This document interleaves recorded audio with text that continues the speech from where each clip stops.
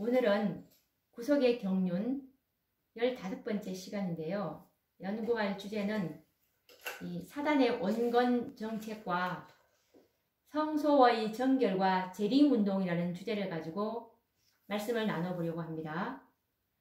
지난 시간에 구속의 경륜 14번째 시간에 하나님의 계획은 성소의 뜰과 그리고 성소의 첫째 칸을 회복하시는 것을 우리가 보았습니다. 오늘은 그 이후에 진행되는 이 사단의 계획과 하나님께서 이 성소의 정결과 재림운동을 또 일으키시는 이 과정을 연구를 해보도록 하겠습니다. 다니엘서 8장 14절 말씀을 보시면 그가 내게 이르시되 2300주야까지니 그때에 성소가 정결하게 함을 입으리라 라는 이 2300주야의 예언은 그 예언이 끝나는 1844년까지는 지성소를 회복하시려는 하나님의 계획을 보여주신 것입니다. 이 프로테스탄트 교회들인 이 개신교회들을 통해서 성소의 뜰과 첫째 칸까지의 회복은 하나님의 섭리대로 성취가 되었습니다. 이처럼 성소의 뜰과 첫째 칸을 회복했던 이 프로테스탄트 교회들은 로마 법왕권의 권세가 깨어지고 복음의 황금기를 맞이했지만 더 이상 전진하지 못하고 사단의 새로운 정책에 속고 말았습니다.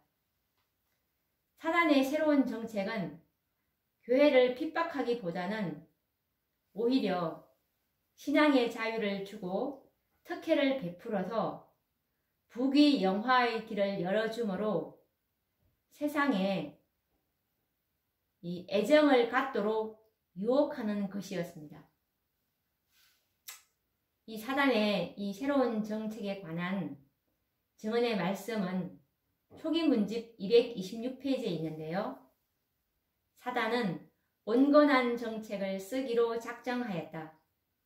그는 일찍이 성경의 교리들을 더럽혀 왔으며 헤아릴 수 없는 무리들을 타락시킨 관습들이 깊이 뿌리를 내리고 있었다.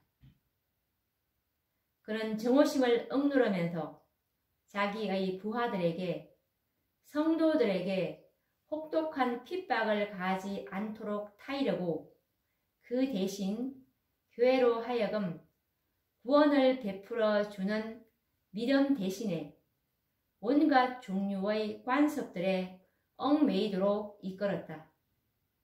그가 교회로 하여금 세상의 영화와 부귀를 받아들이게 해서 교회가 유리한 입장에 놓인 것처럼 보이게 했으나 실은 점점 하나님의 은총을 잃어버리기 시작했다.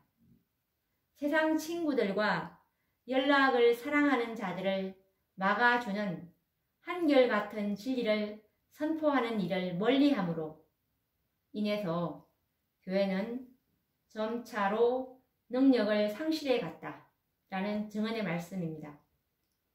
그 결과로 교회 안에는 거듭나지 못한 거짓 신자들로 넘치게 되었는데요. 이것이 바로 사단이 원했던 이 교회는 사단이 원하였던 바가 뭐냐면 숫자적인 번영은 얻었지만 교회의 생명인 경건과 그리고 거룩함을 잃어버리고 교회는 타락하기 시작하였던 것입니다. 대부분의 신자들은 교회의 마당만 밟는 그리스도인이 되었고 교회는 이름만 가진 그런 명목상의 교회들이 되고 말았던 것입니다. 이와 관련된 증언의 말씀은 실물교훈 298페이지에 있는 말씀인데요. 하나님께서는 교회를 매우 귀중하게 보신다. 그분은 외적인 훌륭함을 가지고 교회를 높이 평가하지 아니하시고 세상과 구별되는 참된 경건성을 인하여 교회를 귀하게 여기신다. 그분은 교인들이 그리스도를 아는 지식 속에서 자라나는 정도와 그들의 영적 경험의 진보에 따라서 교회를 평가하신다. 그리고 이에 관련된 또 다른 증언의 말씀은 교회 증언 6권 143페이지에 있는 말씀입니다. 표준을 낮추고 이와 같은 숫자의 증가로 기쁨의 원인을 삼는 것은 크게 눈먼 일임을 보여준다. 만일 수가 성공의 증거일 것 같으면 사단은 두드러지게 성공한 자라 할 것이다. 사단은 이것은 이 세상에서 사단을 따르는 자들이 절대 다수이기 때문이다. 라는 이 증언의 말씀입니다. 이 증언의 말씀을 통해서 우리가 볼 때 하나님께서 교회를 평가하는 기준과 그리고 사단이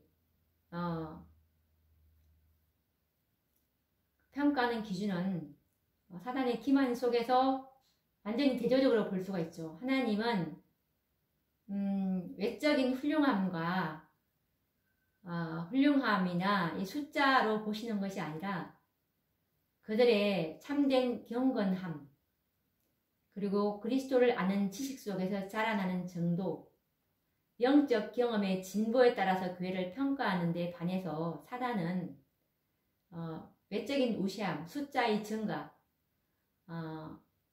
이것으로 사단은 이 기만을 하기 때문에 사람들을 기만하기 때문에 사람들이 그를 따르는 절대 다수가 될 수밖에 없죠. 그래서 이 종교 개혁의 깃발을 들고 성공적으로 성소 회복 운동을 하였던 프로테스탄트 교회들은 핍박의 불길 앞에서는 믿음을 지켰지만 사단의 원건 정책 앞에서는 여지없이 무너지기 시작하였던 것입니다. 이제 하나님의 손길은 시간이 흘러서 1818년에 이르게 되었는데요. 2300주야의 예언이 성취될 1844년으로부터는 얼마 남지 않는 지점에까지 이르러 왔죠. 그래서 이 구속의 경륜은 이제 지성소의 회복과 성소를 정결하게 하실 때가 임박하였지만 교회들은 잠자고 있었습니다. 그래서 또 다시 새로운 개혁 운동이 필요하였던 것입니다. 그 일을 위해서 하나님께서는 한 개혁자를 택하셨는데요. 그분이 바로 윌리엄 밀러였던 것입니다. 이 성소 회복 운동의 마지막 단계는 지성소가 회복되는 것인데요. 교회는 이 일을 성취해야 할 사명을 받았지만 더 이상 전진하지 못하고 세상과 타협을 하고 말았습니다. 하나님의 시간표는 더 이상 지체할 수가 없었습니다. 그래서 하나님께서는 성경도 믿지 않는 이 윌리엄 밀러를 택하셔서 지성소를 회복할 준비를 하도록 하셨습니다. 하나님의 계획은 정확하죠. 다니엘 8장 14절 말씀처럼 2300주야까지는 반드시 그분께서 성소를 정결하게 하시겠다는 계획인 것입니다. 그래서 윌리엄 밀러는 성경의 권위를 의심하면서도 진리를 알고자 하는 그의 진심과 정직함을 아시는 우리 주님께서는 그에게 천사를 보내어 성경을 연구하도록 감동을 시켰습니다. 윌리엄 밀러는 성경을 연구하는 가운데 예언에 대해서 관심을 갖게 되었고 그 모든 예언들이 역사 속에서 정확하게 성취되었음을 확인하였을 때 그는 하나님의 말씀에 대한 경이로움을 느끼게 되었습니다. 특히 이 다니엘서와 요한계시록을 연구하면서 너무나 놀라운 사실을 발견하게 되었는데요. 그것은 2300주야에 관한 예언이었습니다. 윌리엄 밀러는 2300주야에 대한 예언 중에 다니엘 7장 25절과 26절, 8장 13절과 14절, 그리고 9장 24절에서 27절까지의 모든 예언들이 정확하게 성취되었음을 알게 되었습니다. 그래서 그는 2300주야의 예언의 성취가 바로 목전에 임박하였음을 알게 되었을 때 심히 놀랄 수밖에 없었습니다. 그 당시 교회의 이 일반적인 해석은 성소는 이 세상이요, 성소를 정결케 한다는 것은 그리스도께서 재림하셔서 이 세상을 정결케 하시는 것으로 믿고 있었던 것입니다. 밀러 역시 이와 같은 견해를 믿고 있었는데요. 그래서 밀러는 지금까지 이 다니엘서를 연구하는 가운데 2300주야 끝에 성소가 정결하게 되리라는 예언의 성취가 불과 얼마 남지 않았다는 사실을 알았을 때 놀라지 않을 수 없었습니다. 밀러는 1830년에 이르렀을 때 더 이상 자신이 깨달은 바를 혼자만 간직할 수가 없었습니다. 한 번도 설교를 해본 경험이 없는 윌리엄 밀러는 이제 두렵고 떨림으로 자신이 깨닫고 있는 놀라운 예언의 비밀을 전하기 시작하였습니다. 그리스도께서 1844년 봄에 이 땅을 정결케 하시기 위해서 다시 강림하신다는 기별이었던 것입니다.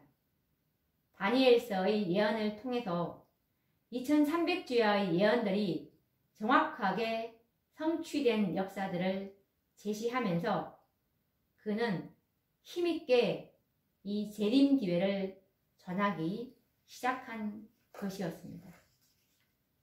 오늘 우리가 이 구속의 경륜 15번째 시간까지 이제 연구를 해오고 있는데요.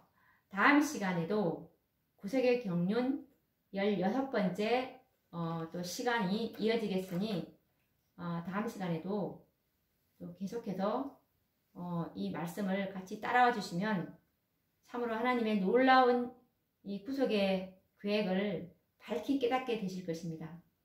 그러면 또 다음 시간에 뵙도록 하겠습니다. 감사합니다.